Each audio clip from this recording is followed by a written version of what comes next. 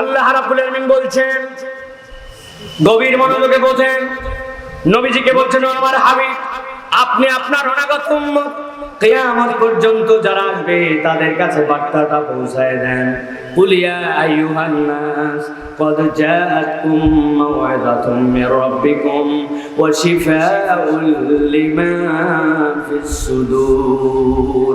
আল্লাহ রাব্বুল আলামিন এই কোরআনুল কারীম আপনার আমার জন্য, যেই কোরআনের মাসহাফ আপনার আমার সামনে আছে, দেখতেছে এটা কেবলমাত্র পাতায় পাতায় লিখিত একটা কিতাব, কিন্তু আল্লাহ বলছেন এটা কেবল কিতাব এইটুকুই নয়, বরং আমি আল্লাহ বললাম কদ জাআতকুম মাউইযাতুম মির রাব্বিকুম, আল্লাহর পক্ষ থেকে এটা তোমাদের জন্য মাউইযা, এটা আল্লাহর পক্ষ থেকে তোমাদের জন্য উপদেশ, ওয়াজ।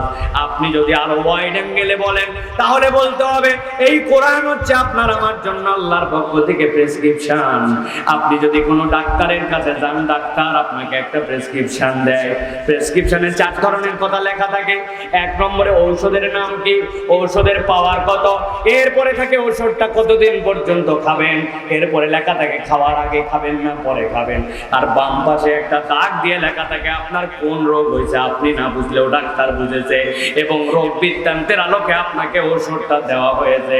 আল্লাহ বলছেন কদ জাআতকুম মাউইযাতুম মির রাব্বিকুম, আল্লাহর পক্ষ থেকে এই কোরআনটা হচ্ছে তোমাদের জন্য প্রেসক্রিপশন স্বরূপ।